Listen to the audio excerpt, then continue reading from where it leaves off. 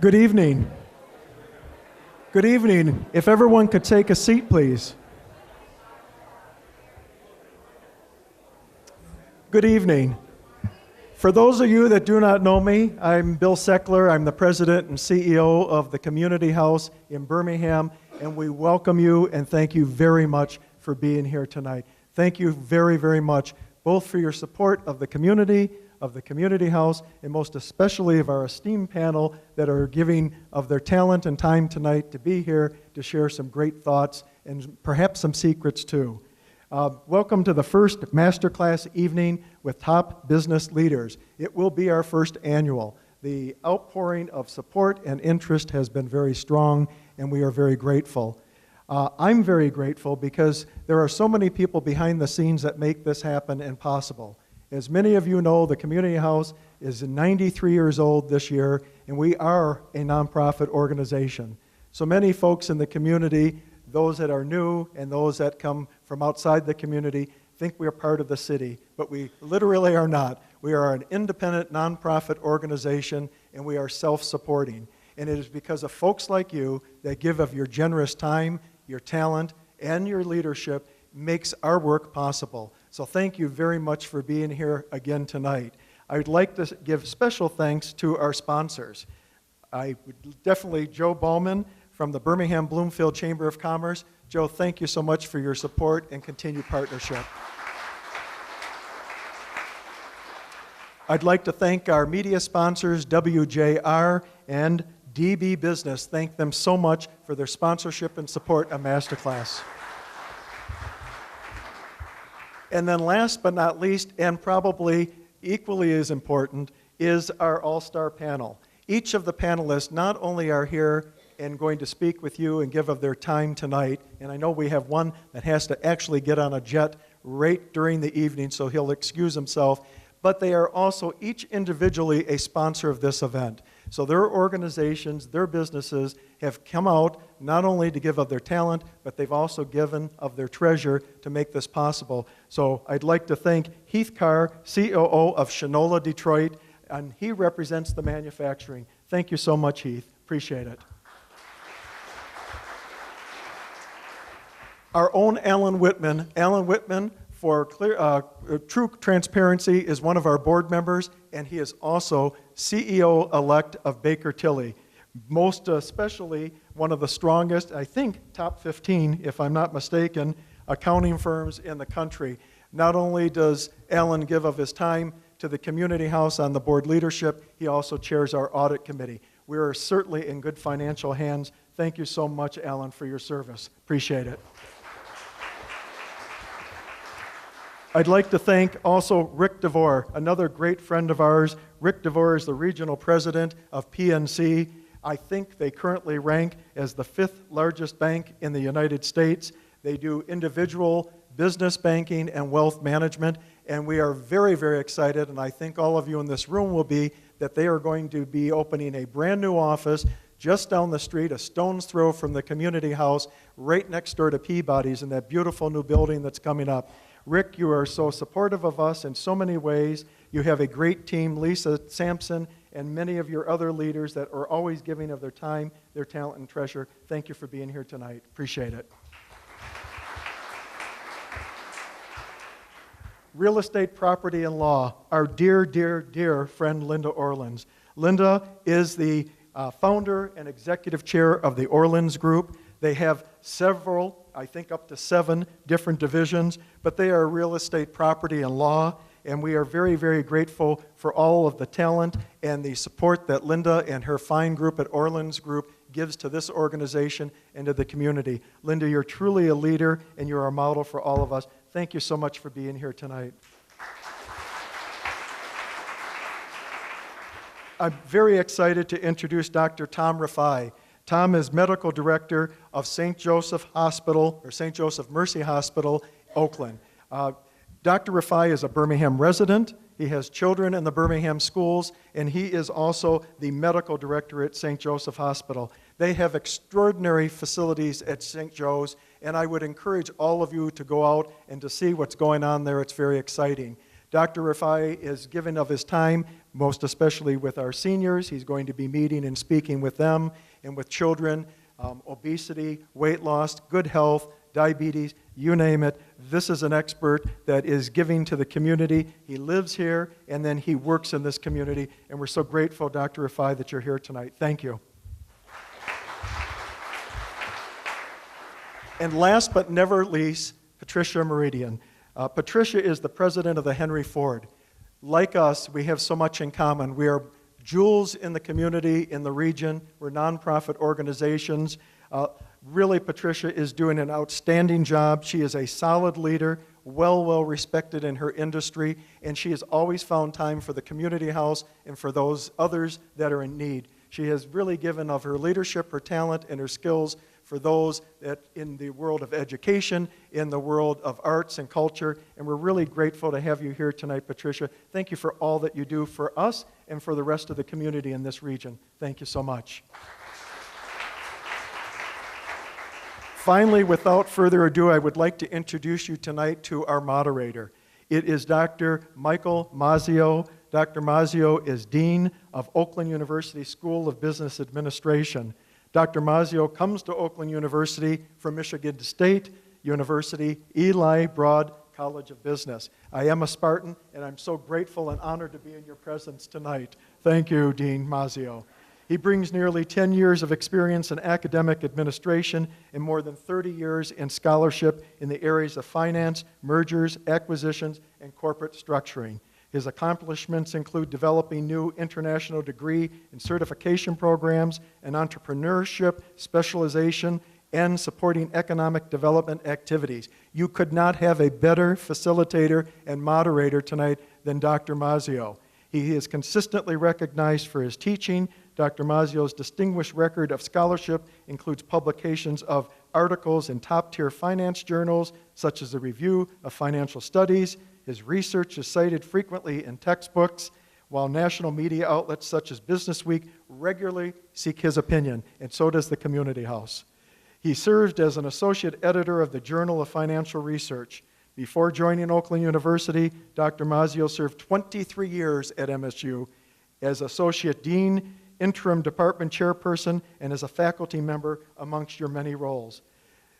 Dr. Mazzio is a distinguished person. We are grateful and honored to have him here. It is a pleasure to have him moderate for us tonight and to also be a dear friend of ours. I would again like you to give a warm welcome to all of our panelists. And remember, you guys, it is because of them that we do what we do. So if you're seeking anybody in these fields, please give back to them. If you're looking for a great watch, beautiful leather goods, or a bike, don't forget Shinola. And if you're looking for finance or accounting services, please make sure that you give back to those, because they're giving back to this community. And we can't do it without them. And they give of their time, and it's so invaluable. So it is my deep honor to welcome up Dr. Mazzio, and thank you so much, you guys, for being here tonight. I appreciate it, and thank you for being at the Community House.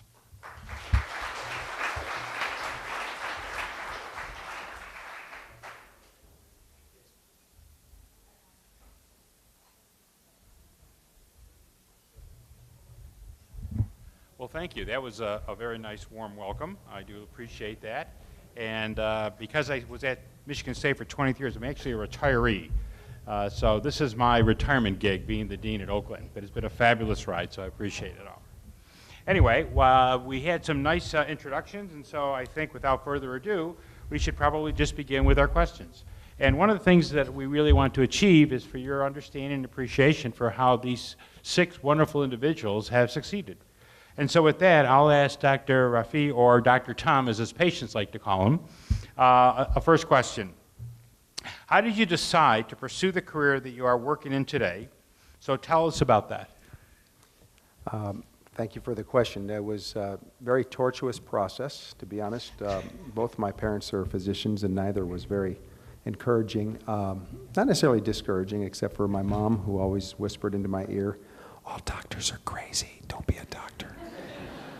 So it was, my first path was to psychology, where I got a wonderful education at Michigan State University in my degree in psychology, and then pre-med I had struggled to figure out exactly what I wanted to do after psychology, because I knew it was what I partly what I wanted to do, but I had an epiphany in Boston, and to make a long story short, I said that's not quite it. Went into exercise science for a term, excellent education, Michigan State there. Actually, I started off with nutrition for a term, and then exercise science. I was in the cadaver lab, and there was, I was doing just bones and muscles. That's all the exercise science students could do, and the only other students allowed in the cadaver lab were either masters in medical art or medical students. So one day, a medical student group came in, and there must have been a pathologist. He reached into a bucket and grabbed a heart, and he said, this man suffered from stress, poor eating, and lack of physical activity. And I just said, you just took the 3 majors I've been through and wrapped it all up into one thing. And I can remember that moment in the lab, and I remember calling my mother up and saying, you know, Mom, I'm sorry, but I think I got to be a doctor. And she said, well, that's great. What? We just didn't want to feel, we didn't want you to feel like we pushed you into it, because they, both being from the old country, they got, if you get top grades in the old country, you're going to be a doctor whether you like it or not. So that's basically how I decided to go into medicine. Great, thank you. I'm going to ask the same question to Linda. Again, how did you decide to pursue the career that you are working in today? It's made for a taller person, I think. Hello, everyone. It's really nice to see everyone.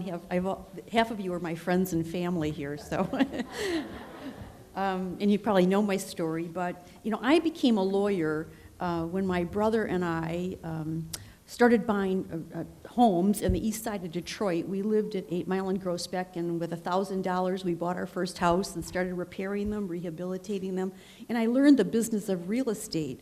What happened is we gained a reputation for really being good to people, helping people with all kinds of title issues, survey problems, just brokers, generally services for lawyers and title companies, appraisal companies weren't really so eager to work in some of these communities on the east side of Detroit. So it was just an opportunity. I started doing it for free.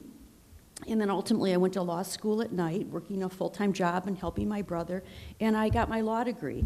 And the good thing was I found that I could really help people through some of these complex transactions, often the most important transaction that people have in their lives, and do good. And then ultimately I built a business off of it. And over time I created 7 different businesses, but they were just opportunities that came to me where I saw a need, where someone needed help, and we developed processes and systems around that. So, we've got great people now. So it's been a journey, but it really started with trying to just really seeing a need and helping people. Great, thank you. Mr. Carr, Heath, what is important to you in your organization, mission, vision, or core values? Well, I would say that all of those are important. Probably most important to us is mission. The idea of Shinola and what we wanted to accomplish was something we came up with in Dallas, actually. And as we began to tell people about what our idea was about manufacturing things in the United States, and really the goal was to create jobs, meaningful, sustainable jobs. The idea kind of took a life of its own. We ended up here in Detroit. We're very happy to be in Detroit. Never dreamt that I would be in Detroit, but as a longtime resident of Dallas. But the mission of trying to create jobs in the United States, again, meaningful, jobs that aren't just in manufacturing. Today we have 461 employees at Shinola. Started 2.5 years ago with 0. So the mission of that is very important. The core values are very important. Our core values that we don't spend a lot of time talking about outside the building, but they are things like have a sense of humor, be creative, be relentless. We look for people that have those same core values because we're on the same mission. So the mission of having a unified mission and having that mission be create meaningful jobs in the United States is what matters to me personally and what matters to our organization.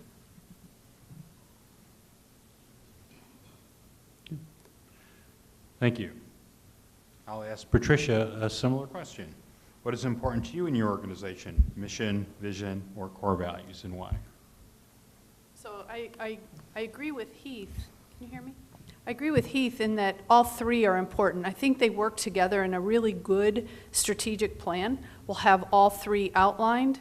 We use our mission of using the American traditions of innovation, ingenuity, and resourcefulness, and using our authentic collections and iconic artifacts to tell those American tradition stories with one key purpose, which is to inspire people to use those stories to learn from the past to make a better future.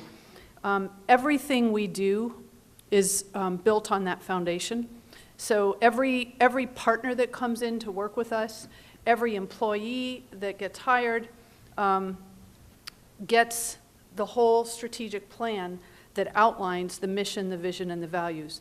And the mission is that underpinning, it's that vision, or it's that thing that really drives your vision.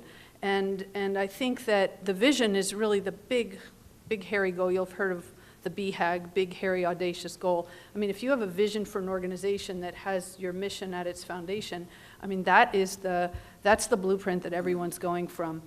So you have to have that, and I think they have to work cohesively together. And then the core values really distinguish your organization and tell basically your employees and your team, how are we going to act? How do we behave? How are we going to work together? What do we really value that makes a difference? It's interesting because when I joined the organization 15 years ago, we had a list of words, and those words were our core values. And when we were redoing our strategic plan about 10 years ago, we said, you know what, these core values, any organization could take our name off the top and put their own name on here.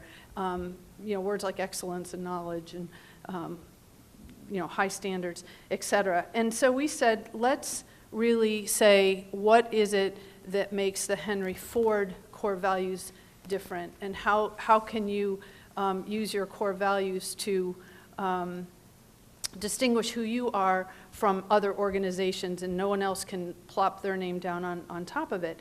And so we did that, and we worked really hard on those core values. And it's something now that in every week we have a business newsletter, and an e-brief that goes out. And those core values, that vision, that mission, that's what drives it. Overall, when you wrap it all up, my main business philosophy for our organization is to think big, to work smart, and to grow wisely while we balance the culture, which is our mission, the commerce, which is the business, because we are a business, and the community. That's who we serve, our constituents. Okay, thank you. Linda, the same question, if I may. Again, what's important to you in your organization, mission, vision, or core values, and why? I'd say, as an entrepreneur, really kind of starting with nothing, it's always been our values. What's important, and while we've wordsmithed some of those core values, it's about doing the right thing. We would sit in a business meeting and we'd try to make a decision, and we'd say, well, let's sleep on it. Let's make sure that in our gut this is the right thing to do. So really, I think core values lead us and guide us, provide a guidepost for us whenever we're stuck. We look back, we evaluate people. Are they aligned with our core values? And I think our mission is important. That's always to make our services more affordable and accessible to everybody. Not everybody can afford a lawyer, so we are driving down processes to make the practice of law more affordable. I serve as chair of the Board of Trustees at Michigan State's University College of Law, and there's a whole program now that we're working with, making lawyers learn more about being efficient. It's about distinguishing what's knowledge of law and process of law, and we're really masters of that at our firm. So real proud of the people who have taken that vision, has changed, and I'm a big picture person, so it's always gotten bigger. But I really think that the core values of just staying strong, being honest, doing the right thing, treating people with dignity and respect, wanting to be passionate about learning, getting better every day, those are the things that drive us, and I think they're really important. Thank you. Now, we've heard from several people about their mission and vision, and of course, all entities have something like that, but I think the next couple of questions I'm going to ask, one is to Mr. DeVore, is how do you hire and retain high-quality employees? And how do you decide what is the best candidate or team member? Well, I think those are both issues. It's not just hiring, but the retaining issue. And, I think you have to foster an environment of inclusion. For us, we clearly have to have a strong firm in terms of financial strength. We have that. I think for this new generation of employees, you have to have a firm that's noted for investing in technology. I think we have that. But I think really it's about, when you start looking at the values of a company and the culture, the retention, one of the things that we really focus on is retention. And, I think on the margin we're going to win, and part of it has to do with our moral compass. And what I mean by that is that, our philanthropy, I think, is pretty well known, and in this region we do a lot. And we really encourage our employees, even our interns, on philanthropy. And I think that starts at the top. Myself and my management team all read in Detroit Public Schools. All of us donate our time. Our employees get 40 hours paid time off a year if they donate their time. And I really think that helps in our retention. This new generation of employees wants flexible benefits and, buying vacation, whatever. And I think we're kind of a pioneer in some of the benefits things for banks, maybe not as sexy as Shinola and some of the firms, but one of the things that I've talked about before when people quiz me on benefits is in 2003, we started same-sex partner benefits at PNC Bank. We are really, I think, an innovator on benefit plans, and I think when people feel like they're being paid well, they're being treated with dignity, and they have an environment where they can advance, I think that really helps on the retention. So that would be, how I would answer that. Great. Thank you. I'm going to ask the same question to Ellen. Again, how to hire, retain high-quality employees, and how do you decide who's the best candidate for your position or team or organization? Well, thanks for the question. Before I answer the question, I'd like to thank all of you for taking time out of your personal lives to come out and listen to this great panel, especially a small-time CPA accountant from Cincinnati, Ohio, who transferred here a number of years ago and has made this home. So thank you for coming out and listening. What I can say is we don't have it figured out yet, frankly. In our business, accounting, public accounting, people say clients come first, and we often say, no, people come first. If we don't have good people, we're not going to have any clients. It's all about client service, and you need people to perform client service. We spend a lot of time, a lot of money, a lot of effort trying to attract, retain, develop, and reward the best people for our organization. And I heard this morning, I got an email from a gentleman that runs a sector in our firm that a high-performing, soon-to-be partner or partner in the future professional decided to leave the firm, and it was really a kick in the stomach. We never thought that person would leave. And what did I hear? I heard the person left because they wanted a job, not a career. They thought they wanted to try something different in their time working. Wasn't that they weren't having a great time with Baker Tilly, but they just thought that there was something else and they wanted to try it. So they weren't looking, they weren't disappointed, et cetera. And all the programs that we have and all the bells and whistles, the compensation, et cetera, and the benefits, those all go out the window when in today's day. We do try to attract the best people for our organization, and I would say it starts with culture. As you've all heard, culture eats strategy for breakfast, or culture trumps strategy. If you don't have a good culture and the people don't fit into your culture, no matter what you tell them to do or how smart they are, the organization just won't tick. It will not work. And so on everybody's desk at our firm, there's a placard, and it's called The Essence of Baker Tilly, and it starts with integrity. Of course, we're accountants. We have to be honest, right? That's kind of table stakes for a firm of ours. But then there's passion and stewardship. Passion for your business, stewardship, leaving the organization or your client or whatever you touch better today than it was yesterday. Set it up for tomorrow, and then passion. Certainly, we have a minimum standard of grades, et cetera, and I think I skirted that when I came out of school. I was not at the top of the grade ladder, but I had passion. I had passion for what I do and what I wanted to learn, and whether you're going to be behind the scenes working, and if your client are the client service people, or you are a client service professional, you have to have passion for what you do.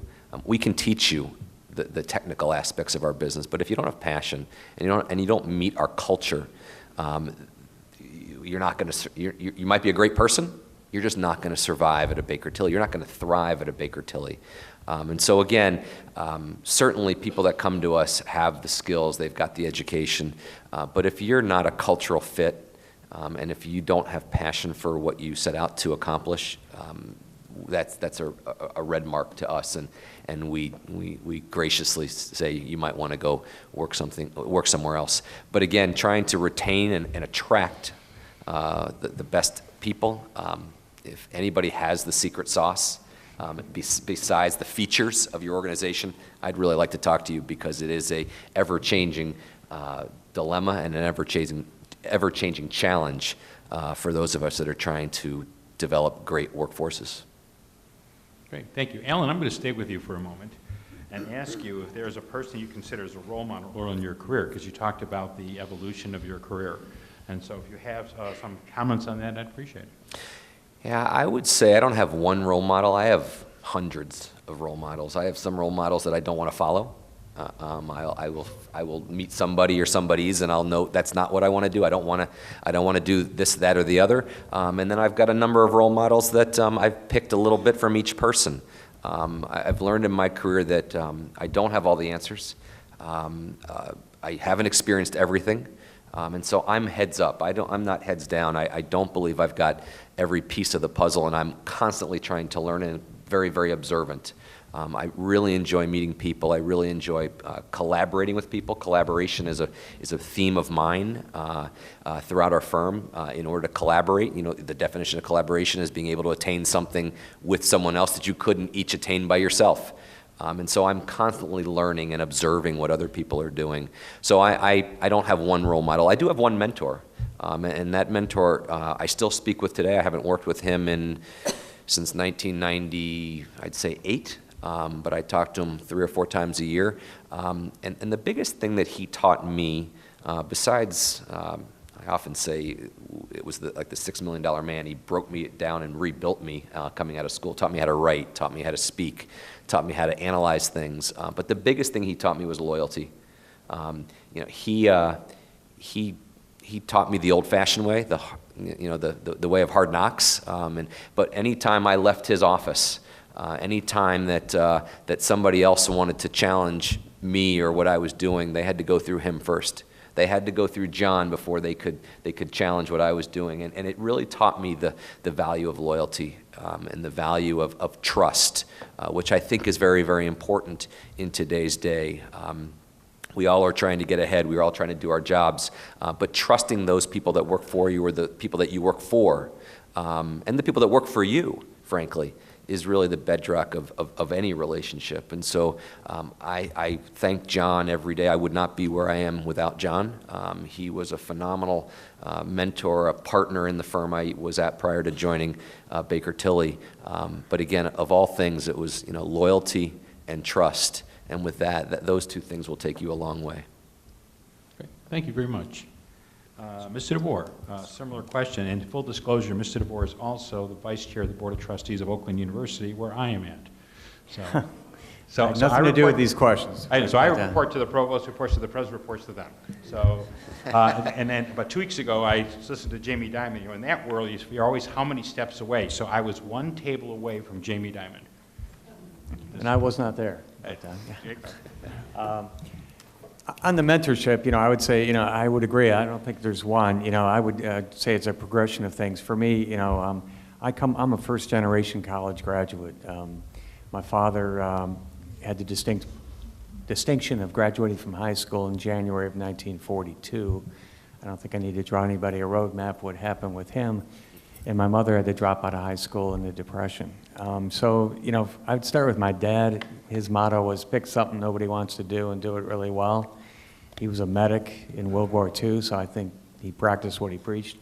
And for me, what that meant in English, as my wife would say, was I volunteered for about every merger and acquisition assignment. I was involved in 11 mergers at PNC Bank, obviously National City being the last one. Jim Rohr, our former chairman of the board, is the greatest salesperson I've ever met in my life. But currently, believe it or not, at the age of 59, have a couple people I've asked to mentor me. And one of those is Jim Nicholson. And the reason why I picked Jim to do it, and it was very simple. My job, if I make the revenue and don't do the philanthropy, I fail. If I do the philanthropy and don't make the revenue, I fail. And if there's a family in town that has the balance of a very successful business, but philanthropy comes down through every generation, I thought it was the Nicholson family. And so about 3 years ago, I asked him to be my mentor, one of the two people. And so it kind of is a perfect alignment to whether I'm successful or not. So that's why I picked Jim.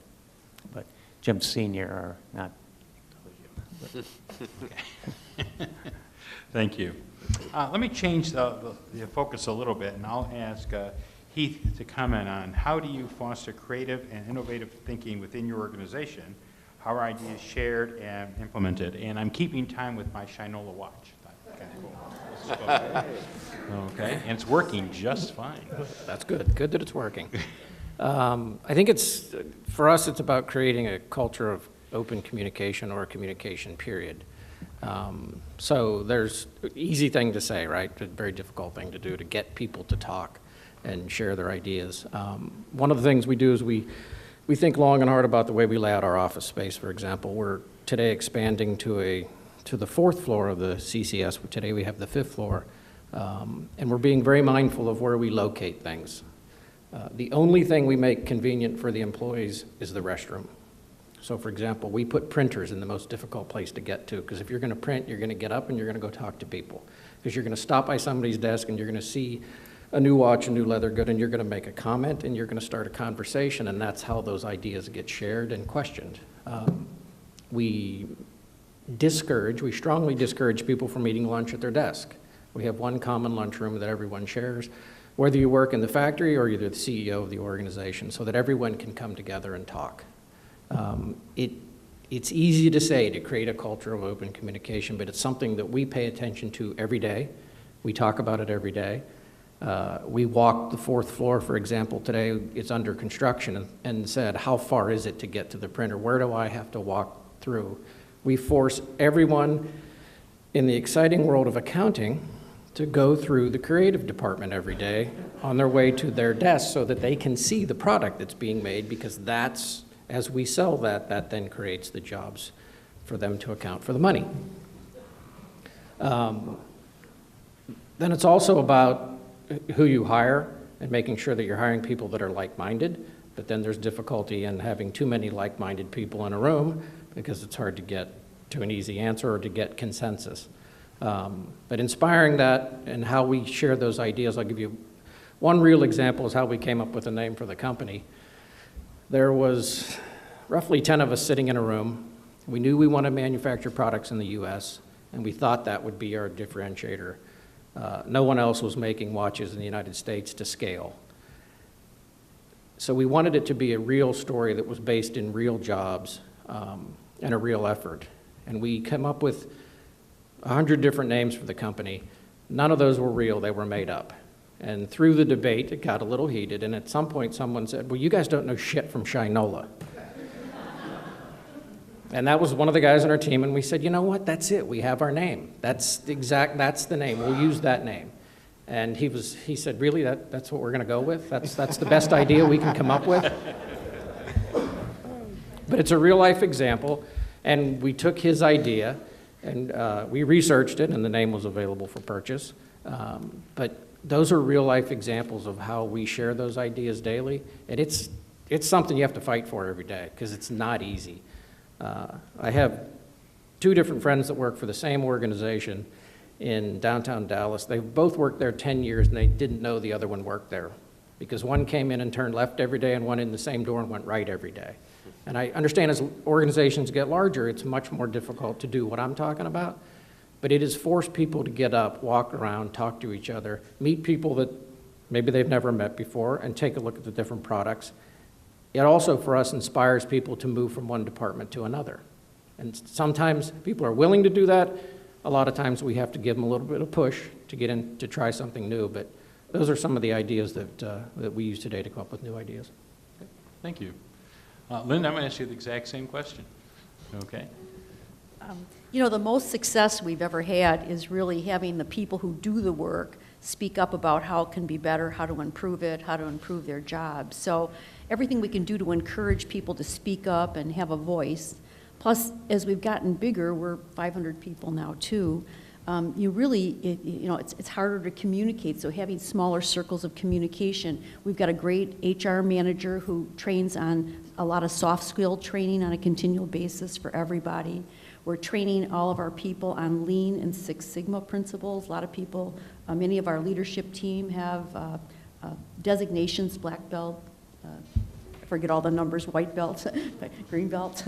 Also I teach an entrepreneurial class for our executive team on really just thinking. It's about goal setting, about really the whole person comes to work. It's always been our belief. So really taking people in and figuring out how to best serve them, they then serve us best back.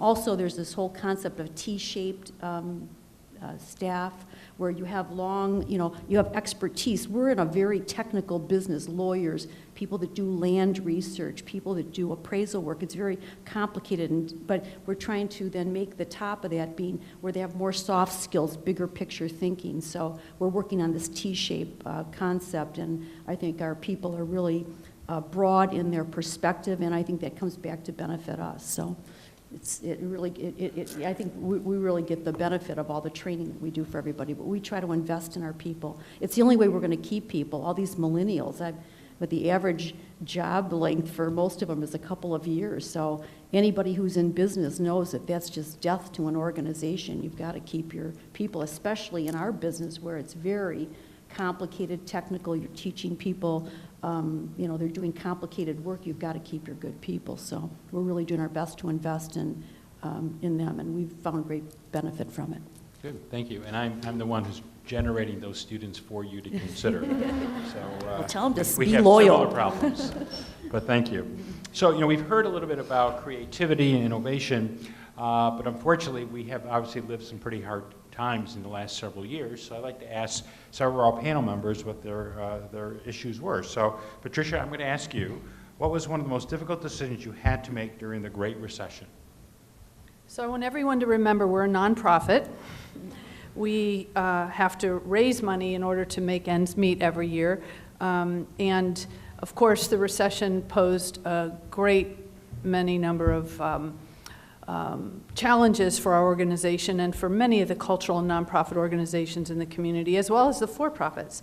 But I think one of the most difficult decisions we made, and we had a lot of smart people around a table thinking about this as we were sort of entrenched in it, and we decided we were going to keep investing. We said, this organization, we've been undergoing a massive transformation. We had rebuilt Greenfield Village from the sewers up during one year, during 2003. We had done a lot of reinvesting in the museum and the infrastructure, in things like windows and air conditioning and roofs, and we had overhauled our entire operation behind the scenes, adding new technology and a lot of new operating systems. And on top of that, we had decided to partner with Ford to open the Ford Rouge factory tour.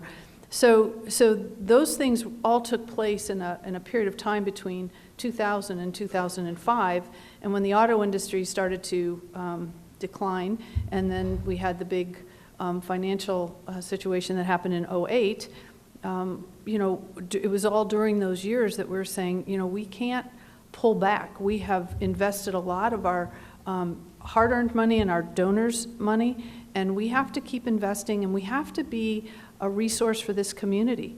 And as people are feeling the pinch themselves and have to tighten their belts, and a lot of people we had heard weren't taking vacations, so we started to offer discounts so families could come and have a great hometown vacation. So we continued to make investments in the products that we were offering so that we would keep people coming and keep them feeling good about our community and feeling inspired about what it means to be American and what it means to be innovative and have have the resources that they need to inspire them during these tough times.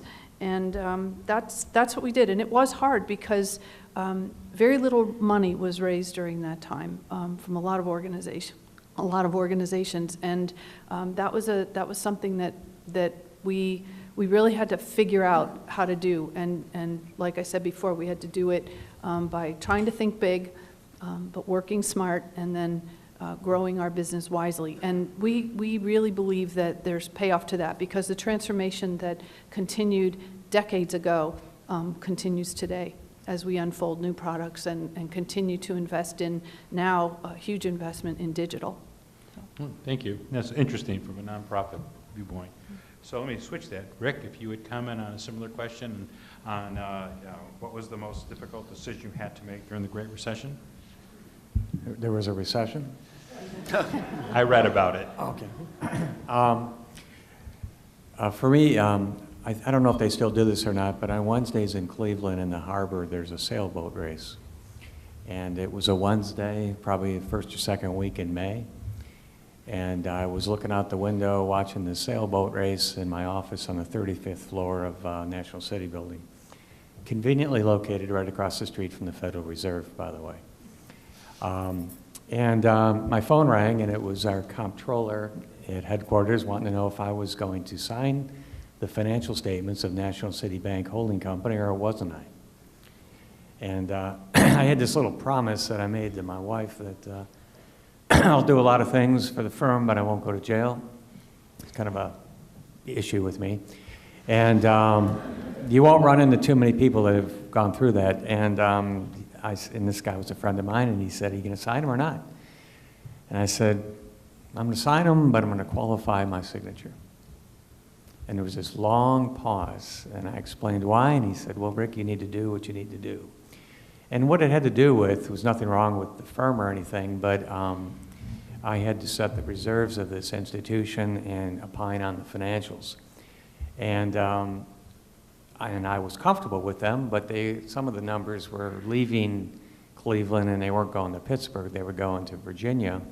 And then a third party was looking at something, and for you accounting types, these were the marks on the portfolio, and it had to do with our consumer portfolio. And so when they left, they were fine when they left Cleveland, but I didn't know what happened in between, transit. And I said, I'm going to opine my signature, and I did it every quarter.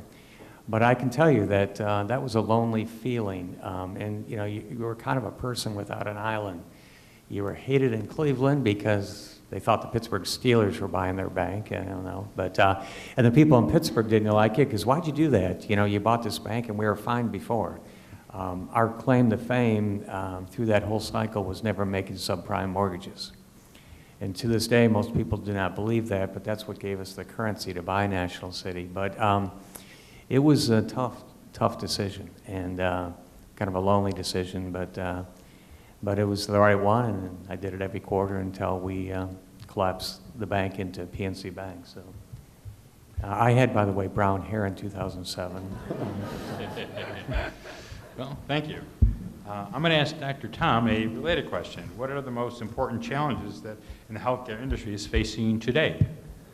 Okay, put it in the context of what I do at St. Joseph Mercy Oakland. I am a medical director. I'm the medical director of metabolic and weight management. And obviously we see, therefore, a lot of people with early signs of diabetes or diabetes. And one of the biggest challenges, of course, is to maintain revenue and controlling costs while still providing effective care. Just to put in perspective some of the costs we're talking about, bringing some of my prepared remarks, because I'm not as smart as everyone else on the panel. I'm just a doctor, or at least I play one on TV.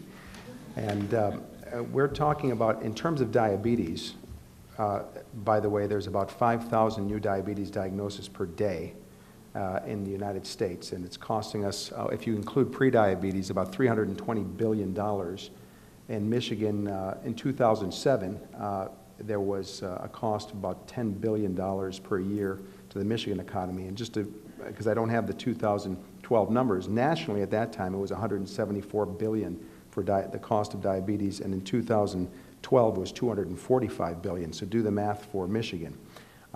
This is the type of disorder, by the way, that is largely lifestyle related. So this exploding cost of health care, largely lifestyle related disease, there's estimates that 90% of type 2 diabetes is actually preventable. I'll give you just one example. In a large intensive lifestyle intervention trial, that's what we do in our program, intensive lifestyle intervention. Reflects the time that we spend with people, the intensity. It's not a torture program. We spend about 40 hours of face-to-face contact time with over 6 months in what we call our Lifestyle University program. But those with prediabetes, as I once had peaked over 200 pounds myself, and my dad was diabetic before he was 40, and he was on insulin by the time he's my age. Those that prediabetics were just able to lose 10% of their body weight through healthy lifestyle changes, were able to reduce their risk of diabetes by 85%. This is a National Institutes of Health landmark trial called the Diabetes Prevention Program. So we have the challenge of delivering health care in a way that incorporates some degree of prevention, because we're transforming now from a type of business per se that was driven by volume and fee-for-service, and now with the culture change through the Affordable Care Act and market forces, everything's looking more towards value and quality. For instance, Medicare is not interested in paying you if you readmit a patient with congestive heart failure 5 days after they were just already admitted. Now within 30 days, if someone comes back with congestive heart failure again, or COPD, or myocardial infarction, you're not going to get paid. So you really have to develop innovative ways to prevent. For instance, at St. Joe, we have transition specialists that are helping monitor CHF patients when they go home, to make sure that there's monitoring their weights, to make sure that they're taking care of what they need to eating-wise, their medications, so that we can keep the patient, and as much as we would love to have them if they need to come into the hospital, out of the hospital. The technology that we're facing the challenge with at St. Joseph Mercy Oakland, under the direction of our CEO, Jack Weiner, who has helped us become awarded as one of the most wired hospitals in America, with sensors to make sure you know when patients are getting out of bed, to reduce fall risk, smart beds. Each fall that occurs in every serious fall costs $13,000 and 6 more days in the hospital, and then we're going to eat that cost. So this type of investment into technology to prevent that. So the real ultimate challenge, of course, of trying to maintain revenue and control costs while providing effective care is critical. And even internally in for our staff and for the public, we've built an 11,000 square foot fitness facility within the wellness center. That actually is part of our metabolic program. In our 6 months, our patients will spend 2 months with our incredible ACLS and American College of Sports Medicine certified trainers. So we can even internally start to control our own costs and also help the community at the same time. Thank you. Startling statistics. Thank you. Alan, somewhat related again, what can you do in your daily life to ensure your growth and development as a leader? So before I answer that, besides Rick and I, are there any other finance types or related finance people in the room? Anybody want to admit? Were any of you scratching your head thinking, he says he's trying to get the accountants through the creative side. I think we're really creative, and why aren't the creative types coming to our side to learn how to make money? Right? I don't know. It's all right. Anyhow, so what do I do in my daily life? And as soon as I do answer this question, I really apologize. I need to leave. I need to go get on a plane and travel a long distance for work. So thank you for having me. I think it's balance. You can read a lot. You can observe a lot. I mean, we all read, right? We're all observant. We're trying to be sponges to get more information. But what I do, I actually, to your point, Doctor, I start my day with a workout every morning. 5:30. Starts my day off. It gets my brain going. It gets me settled. It gets me level set. I see my children, and you know, all those, and my wife, all those items, you know, have nothing to do with leadership per se, but it really level sets you every day and gets you focused on what you need to focus on. You know, when I got elected to be our firm's next CEO, our current CEO said, look, it's not about you anymore, it's about everybody else, and you need to take time, because you can work every day. You can work 18 hours a day, 7 days a week. You can continue reading. You can continue reading emails, etc. But you've got to take time for yourself. You've got to stop for a second and slow down and take your time reading and take your time thinking. So I set aside time every week to just think. Nothing specific, just think. Try to think about where the firm is going. Try to think about what the issues are in front of me. I was flying home this morning from New York, and I got through a presentation I need to give to all the offices in the firm later next month. But I just started writing things, just anything that came to mind as it relates to the strategy of the firm, the operations of the firm, et cetera, because that's when you're going to get that nugget, when you're really not thinking about anything specific. And so in order to be a good leader, you need to take time for yourself and the people that you're leading, rather than executing the strategy or sticking to the to-do list or answering that next email. The email will be there tomorrow, right? It'll be there when you turn that phone off or turn that phone on. So it's really balance and taking the time to stop for a second. And focus on what is the ultimate goal. It's not the steps to get there, but where are you trying to go to, so you don't get what's the saying? You know, miss the forest through the trees. And so that's what I do. But it starts off every morning, 5:30, no matter what it feels like getting out of bed, with a workout, because that gets the adrenaline going and the mind settled. And that you can pay me later. Thank you, everybody. Okay, Alan, thank you.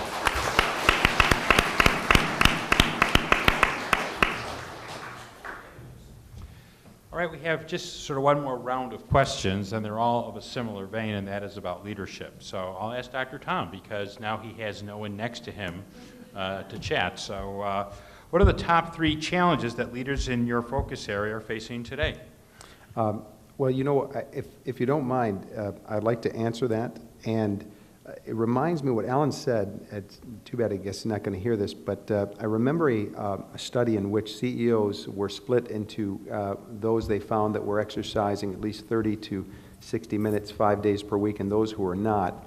And the questions to those that were not were as to why was, you know, of course, there are time pressures. I really didn't. It doesn't fit into what I need to do. There's just so many things I have as far as priority. And what he just said, the answers for the CEOs that were exercising regularly were, you know, helps me stay focused. I just feel better. I have more energy. And then they analyzed how many hours per week each group of CEOs worked on average, and those that spent all that time exercising ended up working something like 17 more minutes per week. So I guess it really does come down to priority. But in that sense of what the top 3 challenges in my area of focus, in what we would call metabolic medicine, those that are trying to prevent diabetes, heart attacks, strokes, several forms of cancer, and of course weight management, is a huge degree of internet and media-driven confusion, a cacophony of confusion, chocolate good, chocolate bad, wine bad, nuts good, nuts bad, salt good, salt bad, butter good, butter bad, coconut good, coconut bad. And for myself, that is very challenging, because of course I have to legitimately answer these questions that are brought up, and that is a tough scenario. Add to that, you know, frankly, and we have to, because sometimes you have to focus on intellect, we're in a toxic kind of food and physical inactivity environment where we're producing about 3,800 calories per American per day. Much of that is unfortunately wasted, but even if you knock it down to 3,000 calories, and most of our needs are around 2,000, you could see that combination with a physically active workforce being about 50% of us several decades ago, and now we're about 20% or less that are physically active. So the combination of culture where there's so much physical inactivity and such easy access to I have some acronyms too, but pardon, it's not pejorative.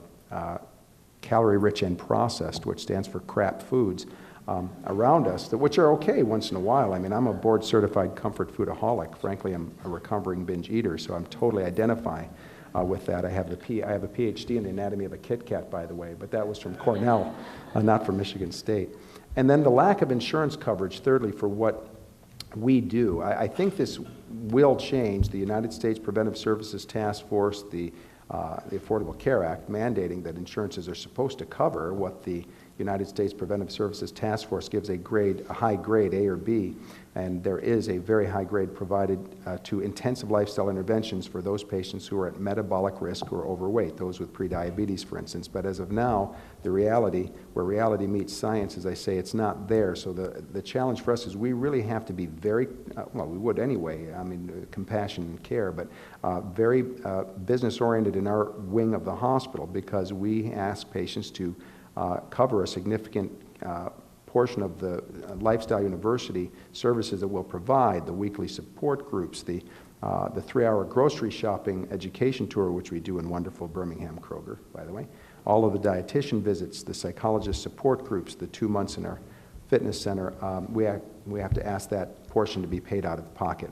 So the lack of insurance coverage at this point for intensive, evidence-based intensive lifestyle interventions like we do are a major challenge. And to survive, you have to be on top of your game. And really, there is a plug for what we do, because we have got such a great staff, and we have some people here that know our program. We have such an incredible team. There really is no better or more personalized and effective lifestyle intervention program in Michigan, period.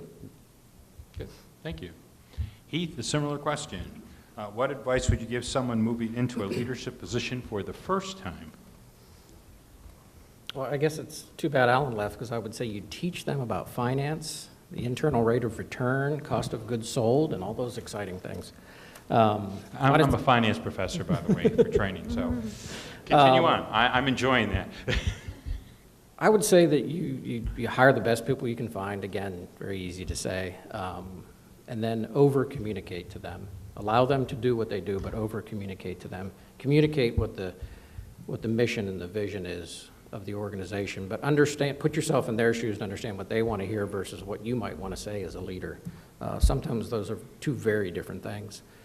An example of that is we brought the whole company together at one point when we had about 350 employees, and we decided we wanted to share what a formalized mission was.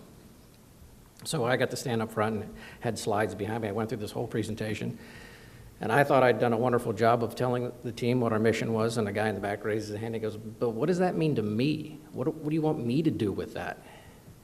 And I stood there and stared at everyone and said, "We have to do a better job of communicating, because what we were doing is telling everybody what we wanted them to hear. And what they needed to hear is, what does this mean to me as an individual? I come into work every day. What do I do with that?" So our mission is to create jobs. Well, how do I impact? What are the things that I need to do for that? So we learned a very powerful message, which was, or lesson, which was understand what they want to hear, what the team needs to hear from you, not just what you might want to say to them. And there's a long list of things that, in keywords, people say, about be decisive, be tough, be strong. In my experience, it's more about show them how much you care. The team, your employees want to know that you care. Someone I work with reminds me all the time that employees will look at you and say, I don't care how much you know until I know how much you care. And I think it's really powerful, because they want to know that you care about them. And sometimes caring about them means you're giving advice that maybe that they leave the company and they pursue other opportunities. And that's a tough conversation, but it's still caring. It doesn't have, just because you care doesn't mean you have to be soft about the way you do that. But the team needs to know that you care. And when your employees believe that you care about them, and it's real, it's not just a speech, it's not just something that the company decided to talk about, they'll run through fire. And they're not necessarily running through fire for the leadership team, they're doing it for themselves and for their peers. And at Shinola, we try to create an organization that is flat as humanly possible. There are no offices, there are no assistants. We try to treat everyone as equal as we can and really inspire them to be as creative and work as hard as they can. And I think at the end of the day, they find that rewarding. So it's really about communication, understand what your audience wants to hear from you, not necessarily what you might want to tell them, and show how much you care. Yeah, thank you. You raised several issues in terms of what might be characteristics of leadership, and I'll ask a similar question to Patricia. What are the most important traits of successful leaders? You know, there are so many, and I'm going to speak for myself. Our organization is about authenticity, and I really believe that one of the most important leader traits is to be authentic. And I think when you're authentic, a lot of caring comes out. And I have found in our organization, the culture that we create needs to be authentic. People need to know that you're being genuine and real, and they definitely need to know that they are being cared about as part of the team. I always tell my team, you know, family comes first. You have to take care of yourself, have balance in your life, and take care of yourself and take care of your families. If you can't do that, then you're not showing up to work as your authentic self or with the kind of passion you need to have for the work that we're doing. So that's one of the top ones. Of course, you know, passion for what you do is critical. I always feel so fortunate to be in a position where I truly have passion for educating and inspiring people to make a difference in the world. It was many years ago when we were working on, or I was working on a strategic plan, and I can't even remember which one it was. It might have even been in my former career. I came out of the Taubman company. But we were working on our strategic plan and thinking about vision. And I thought, you know, and this probably, you all know this, and it took me a while, so, you know, it's probably more obvious to others, but it kind of hit me that if there's a vision statement for business, maybe I should have a vision statement for myself. What does that mean? Who am I, and what do I stand for? And I gave that a lot of time and a lot of soul searching, and I landed on the most important thing I could do was to be my best self at all times. And what does that mean, to be my best self? And there was a whole list of things that would come under that. But I always thought if I was being my best self, that would be an example for others. So to have vision, to have passion, and to be authentic, those are all important, but those kind of, to me, fall under that best self category. The other couple of key things, and I'll go quickly.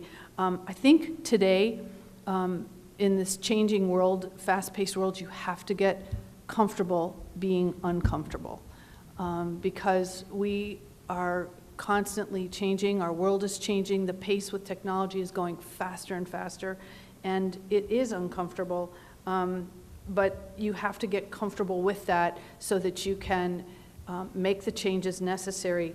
And you know, I have a list of all kinds of other things that are my own personal philosophies about leadership, having your employees' backs and letting them know that you have their backs, doing the right thing for the right reasons at the right time, little philosophical things that I like to adhere to.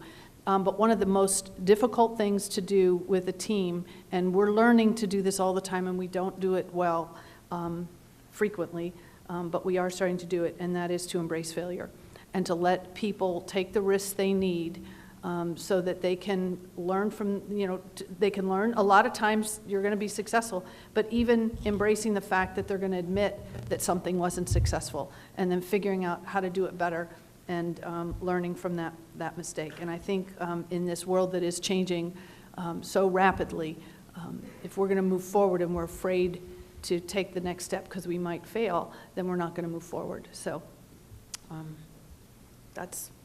those are some of the things that I live by. Great, thank you. And finally, Rick, what are the top 3 challenges that leaders in your focus area are facing today? These might be different, but I think, you know, for us, number one, retention of key employees. Probably over 83% of our cost is employees. And so, you know, what would a bank be without an acronym, right? So I made one for myself about 15 years ago. I follow what I prescribe as the MEAD principle, M-E-A-D. And I think my primary job is to motivate, educate, advocate, been advocate for and develop people. This whole philosophy of find all the smart people and shoot them, I'm opposite. I'm not the smartest guy in the world, so I find the smartest people and kind of surround myself. But I think retention of employees is huge. I am in a business unlike almost anybody else in this room. I'm in a business that has irrational competition. Think of a business that the worst competitor is the dumbest. That's the business I'm in. We are in a business of overcapacity, and so you get this constant push and pull from your employees about, I call it would Johnny jump off the bridge kind of thing. We constantly are challenged by our employees, well, so-and-so's doing this, why aren't we? And in my business, volatility of earnings kills, and so if you can be consistent through these cycles, like on subprime, which was not popular not to be in 2005, but all of a sudden we were brilliant in 2008, that's really important. But I would say today the third biggest thing we have is cybercrime.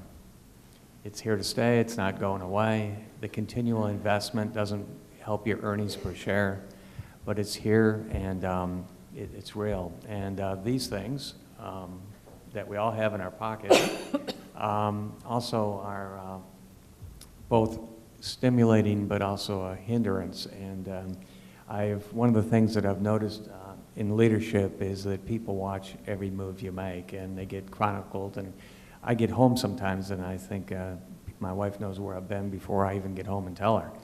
And so I think the combination of new technologies and cyber are huge, and it's just an issue that's going to be with us here to stay. Great, thank you. No, that's really compelling. So we have one final question to all of our panelists, and that is, how can the attendees, this wonderful group here, continue to interact with your brand? And so we'll start with Rick, and we'll progress down. Well, besides the great plug that we received for the new branch we're building right over here, we're going to have a discovery bar. And I'm not quite sure what that means. I think it's actually like an internet cafe. I don't think it'll be selling or serving beverages. And I did notice that everybody in the room had a glass of wine but the panelists, so I'm not quite sure what that means. But PNC.com, our internet, we're all pretty simple. Whether you're Lisa Sampson in the room, all of our emails are richard.devore@pnc.com. Lisa's in the room. Back here, our managing director of wealth, it's the same thing. So we're pretty accessible. And I hope January we'll have our name on the building. It was a long time coming. Great, thank you. Linda? Well, at some point, all of you will either be renting, buying, or selling a home. And come and see us. We're right on New Beaver. We're the E-Title building, and we have a beautiful little park where people can enjoy like being outside when it's nice out, or come inside. We do our closings. We'll come to you to do a closing, or you can come to us. We have a title company. If you have problems with taxes, we do tax appraisal work. Our lawyers do all things related to real estate. And again, we're really a very cost-effective, because we have processes and systems around everything we do. So we're very cost-effective solution to real estate. And most of you really should have a lawyer to help you through some of those transactions. But, so it's title appraisal and law. So come and see us. Good, thank you. And Patricia? I think mine's easy. Buy memberships, buy tickets, come visit. You can find us at the Henry Ford on Facebook, Twitter, Instagram, and YouTube. Post your good experiences and pass them along. Send links to friends and family all over the world. And just interact and engage with us. It's a great family fun place. It's educational, but it's also entertaining. Okay, thank you. And Heath?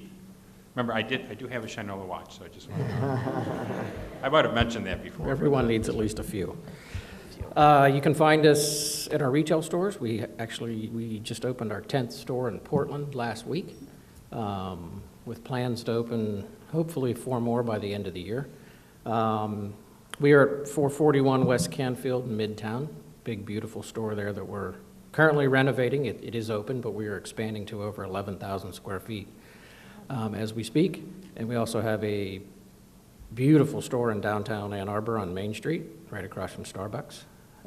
Or come visit us at at the College for Creative Studies. We're on the 4th and 5th floor. We hold tours for the public, so if you want to come by and take a tour, we're more than happy to show you around. One of the things that we were founded on was transparency, so we are not afraid to show you what we're working on, and we will show anyone a tour of the factory and all of the things that we're working on. So come on by, and we're happy to give you a tour. And you can also find us on shinola.com. Great, thank you. And Dr. Tom? Well, you can easily find St. Joseph Mercy Oakland if you just go to stjoesoakland.org. Come by the hospital, check out the beautiful South Tower you'll see, and of course our new entranceway. We've got a beautiful Java Joe's and a chopped salad bar, of course, and you can even take a tour of the wellness center if you like. It's all easily accessible right there on the first floor. For our metabolic and lifestyle change program, just call our office. It's 248-858-2475, and every first Tuesday of the month I'll give about an hour and a half informational seminar. And this one will be November 3rd in the Franco Auditorium, starting at 6 o'clock. And if you want some free lifestyle tips and you do all that social media stuff, you can just go to facebook.com/DrTomMD, and you'll get some information and motivation. Great, thank you. So I'm going to give you a round of applause. I think they've done a great job.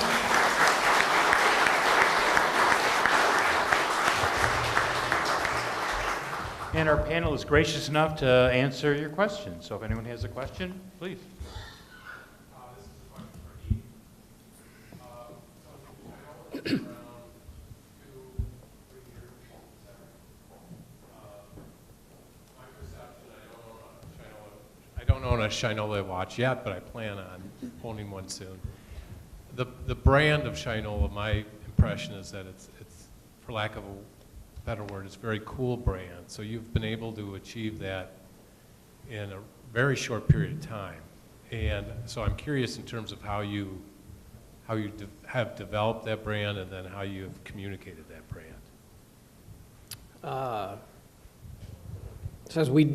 The original idea, I'll tell you, the original premise of the company was that we were in Dallas and we wanted to manufacture watches in the United States. So it was really going to be about us manufacturing watches, some for ourselves and some for other brands.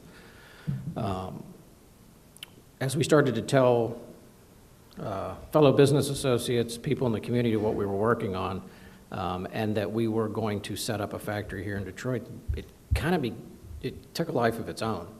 And it became a brand. It was never intended to be a brand. So we just kind of got out of the way and let the story evolve. And as we did that, we hired a creative director who was wildly talented, our head of marketing and a head of PR, both wildly talented. It kind of got out of their way and let them do what they do. But the way the brand became what it is really, it's your guys' fault. The public kind of took over and said, this is what we want to see from you guys. It's been very humbling what's happened, and we're encouraged every day by the feedback that we get, and we're going to keep trying and working as hard as we can every single day. Thank you.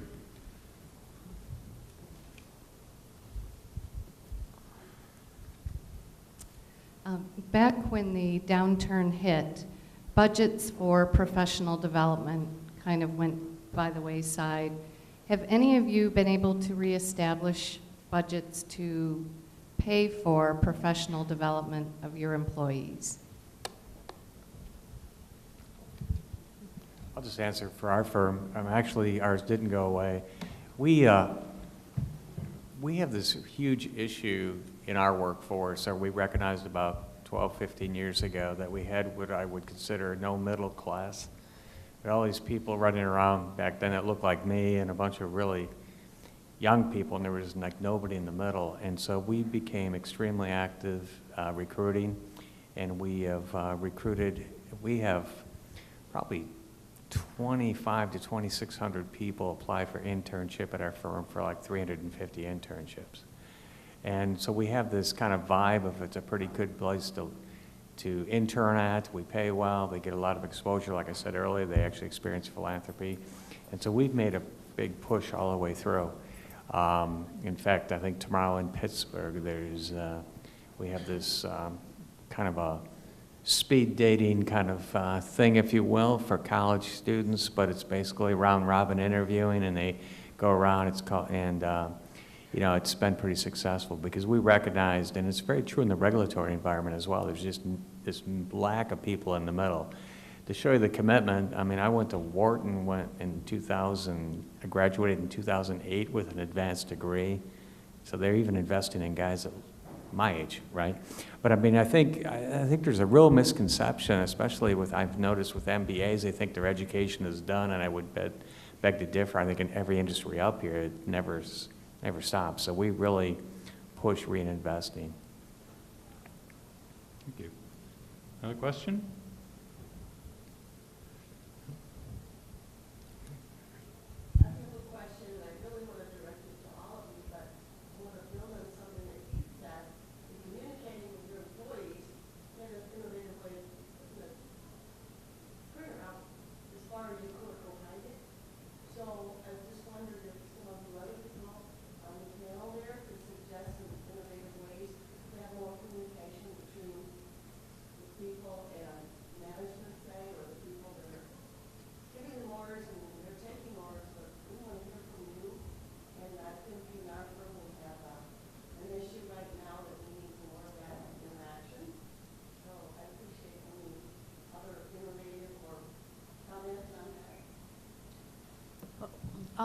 I'll try that one. We have 300 full-time employees and 1,800 part-time and seasonal employees. So communication is it's huge to us because we really need everybody to be on the same page. It's not easy, and I can't say that what we do is overly innovative, but we do have internal e-communication opportunities on a daily basis and on a weekly basis. It's up to the person to click on and look at it. We also structured certain team levels. So there's a group of people that come together on twice a month that are communicating on a regular basis with each other, getting the key messages, and then they go to the teams the next level down and the next level down, and we just try and keep that going. We also do something that's, I think, a little unusual for a cultural organization, and we have an all-staff conference every year where we literally pretty much close the place for a day in January when it's kind of a quiet day anyway. And we usually get about 800 people, and we spend a full day, an immersion day, where we invest in a motivational speaker of some kind that's relevant to the theme that we're working on, and then we have various presentations and pretty interesting. People love this day. It's one of my favorite days where we all are interacting and we get presentations on all the kinds of things that are coming up that are relative to what we're doing. There's a few other things, but we kind of look at it, and the things I just mentioned, we look at as a whole and really work on our communication strategies within that context and structure. Yeah, I think like most companies, we have the regular routine meetings, daily meetings, huddles, and quarterly. But our leader, Allison, my daughter, holds a town hall meetings where she communicates with everybody, spends the necessary time, answers questions. There's a lot of transparency that we deliver to our staff. We have regular quarterly meetings with all of the leadership team, where there's complete transparency on financials and where we are in terms of our scorecards or report cards on how we're performing with our clients. So there's just a lot of communication. You can't do enough of it, but just lots and lots of communication. Okay. Another question?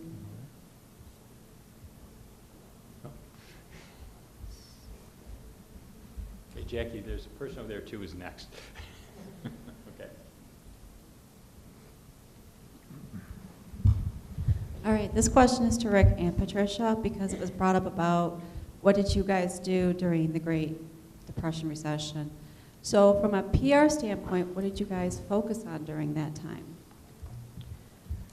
So We had already raised some funds before the economy started to tank, and we had some decisions to make as to whether we would use those funds to invest in what we had intended them for. And so we kind of looked at our strategies, and we had decided to continue building on some of the new exhibitions.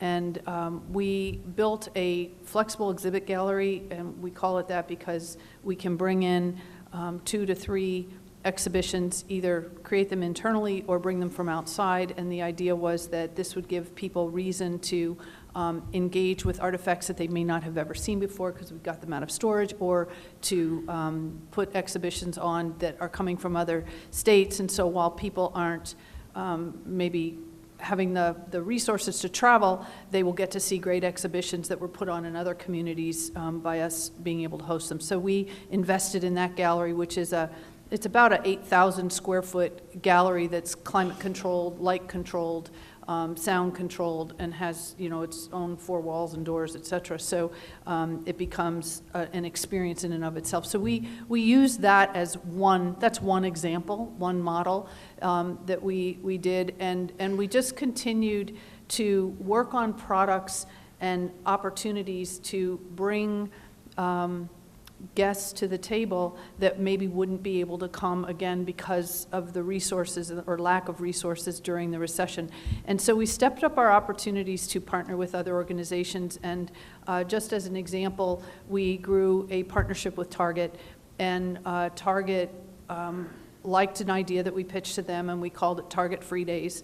And 4 times a year, they would give us the opportunity to open the doors for free. And we always tried to do that on days when school was out, or maybe in the middle of the summer when people who may not have been able to go on a vacation or something could come to the institution with their families at no charge. And so those business practices we started then, they were a lot of them were things that we now continue because they've just grown to be part of who we are. So those are just a couple examples. I would say in our case, we worked, in our brand awareness, and, we were in a kind of unique situation, Great Recession, and doing the largest merger in the history of our firm. It's kind of a double whammy, but the first thing, we use philanthropy to get our message out of who we are, why we're different, what our, I said is our moral compass, if you will. But then, what does that mean to the regular consumer? And so, there was a number of things that we do not do that the bank that we acquired did. Payday lending comes to mind. And so a lot of things, we got out of a lot of businesses that we didn't believe in and we weren't in, but we would make sure that the public knew that this was part of our brand and who we were. And it was tough sledding because a lot of people, didn't want to hear that at the time. But with that said, I think after a while, they're like, wow, these guys are different.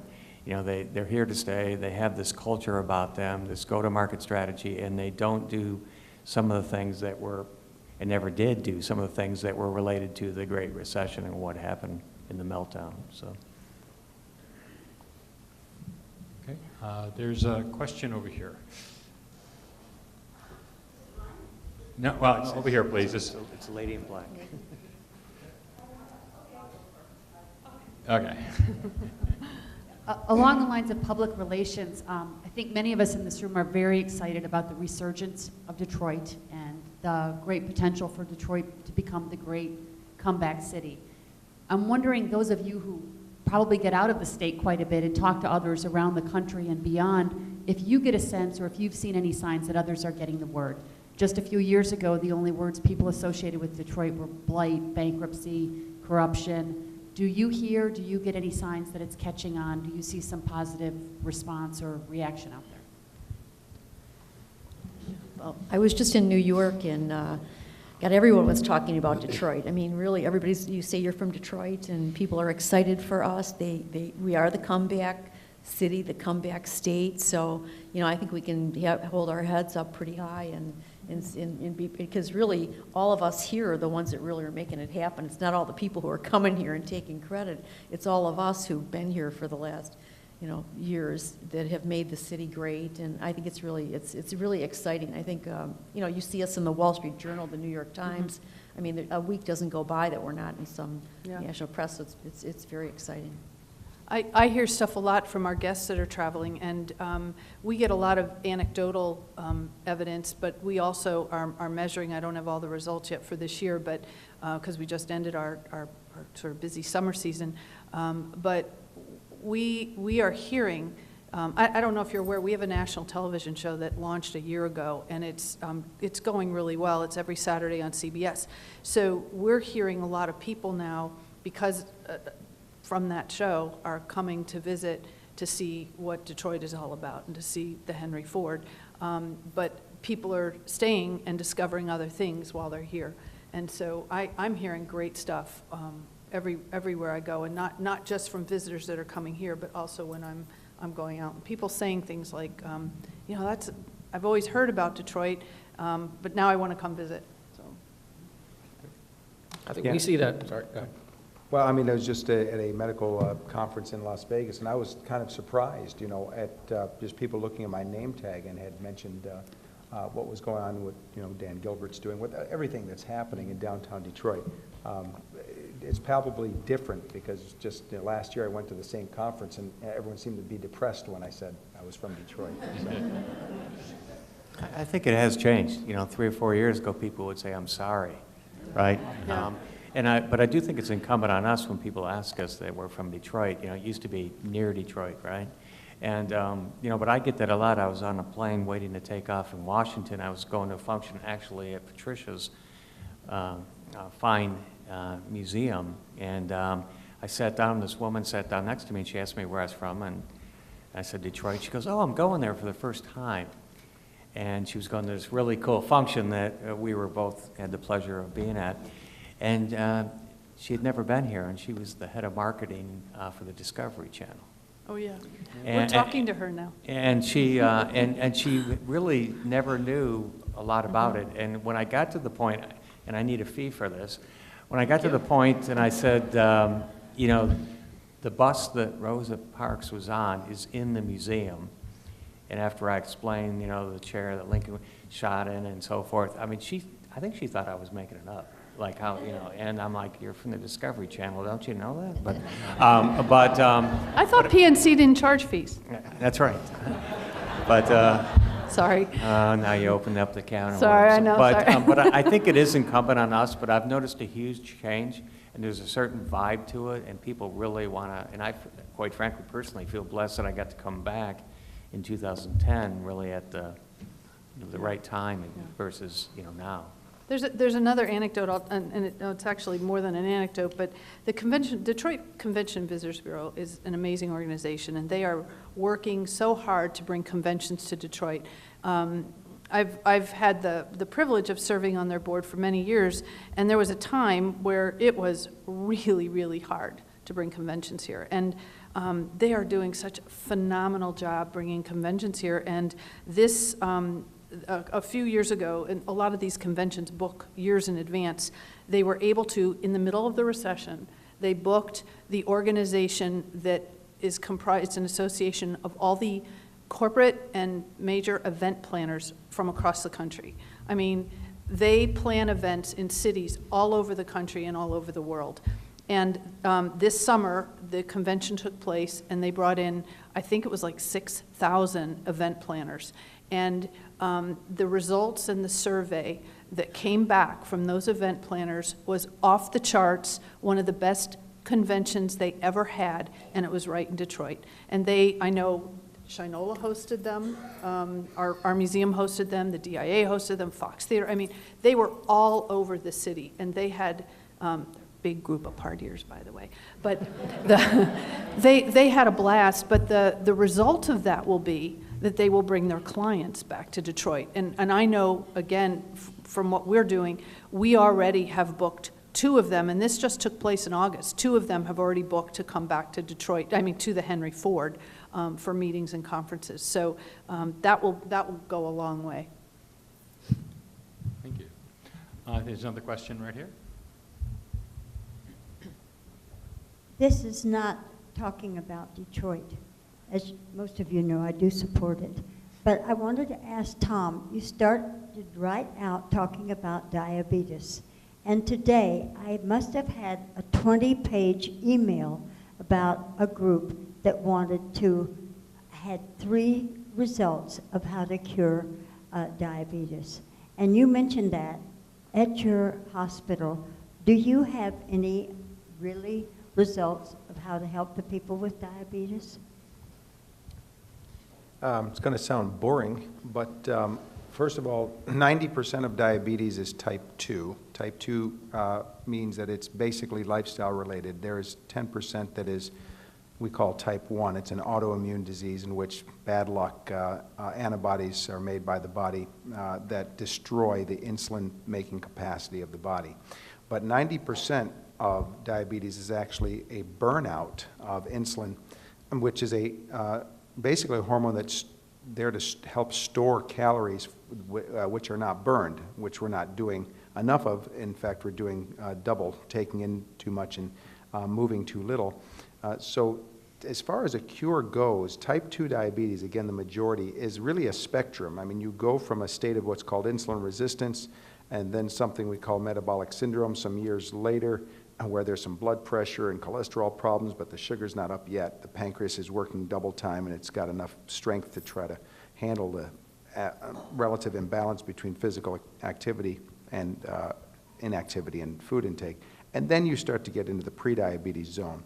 At that point, when somebody's in the prediabetes zone, again, as I said before, but I'll put in a little bit of a different spectrum, we know that lifestyle changes that include increased physical movement. I don't use the word exercise because it is just a part of the picture. It probably has a lot more to do with reducing average sitting time, accumulating a number of steps per day using a pedometer, and then exercise as a bonus if you have time to do that, and changing food intake so that you're taking in a higher amount of nutrition and less calories. And obviously fruits and vegetables are the poster children of that, increasing that and decreasing the more calorie-rich and processed foods. In that scenario of prediabetes, if somebody with those type of basic lifestyle changes, easier said than done, very tempting environment to not do either of those things, at 5% weight reduction, we see a 50% reduced risk of developing type 2 diabetes over a several-year time period. And as I mentioned earlier, in this intensive lifestyle intervention trial for which our program is spirited after, called the Diabetes Prevention Program, those pre-diabetics who lost 10%, and probably better to say of their abdominal circumference rather than weight, but we're all weight obsessed, so I guess I'll stick with that, has evidence of reducing type 2 diabetes risk by 85%. Type 2 diabetes, as hard as it is to swallow, no pun intended, is a disorder largely of quality of food, that's true, but quantity of calories in and in an imbalanced scenario of lack of physical movement compared to physical activity. Of course, if we change the types of foods we eat with more fiber, healthier proteins, there's something to be said, even at equal calories, of shifting the quality of food that we eat that probably plays a significant but minor role. But in a sense, it's not a disease that's like antibodies that are attacking the insulin-making cells, like type 1, which is only 10% of diabetes. It is really a self-induced disorder that we have estimated that 80 to 90% of early onset diabetes, we might define that as diabetes before the age of 80, is preventable through lifestyle change measures.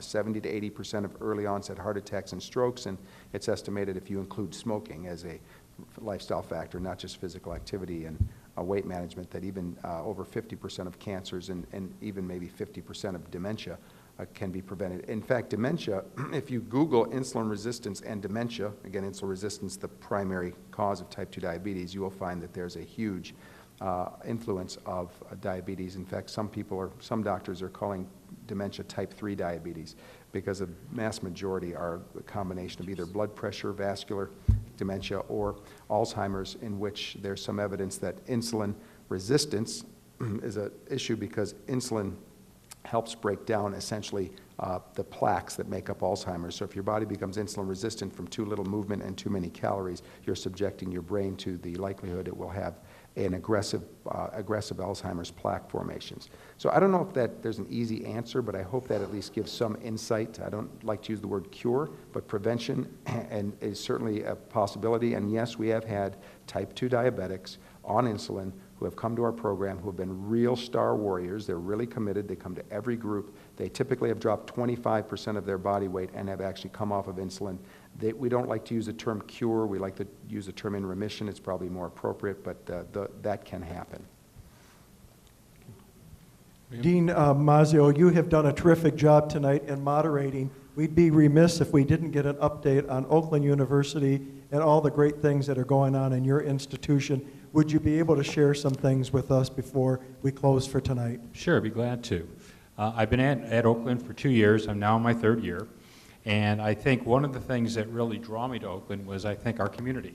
And so I'm very pleased to be here because one of the things I think Oakland really prides itself out is that we are really related. And so a couple of things that have just happened that I think speak to that, and that is a week ago we announced that we have a student investment fund now where we are working with the Kresge Foundation, and they are letting our students manage $2 million. And we actually have a trading floor. And so, thank you.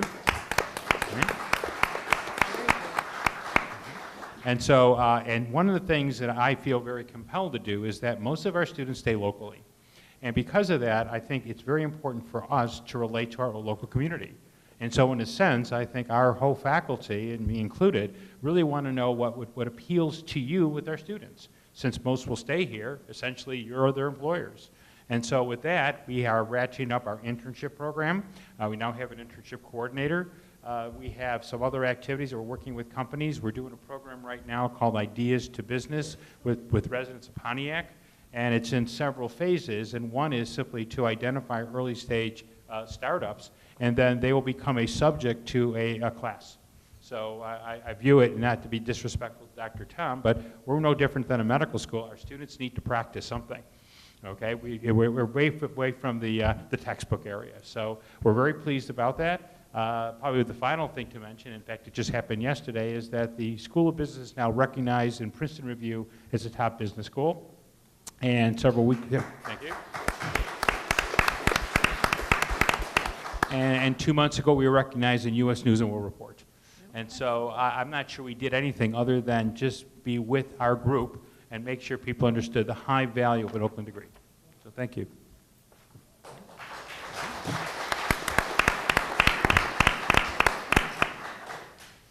So with that, I think we're concluding.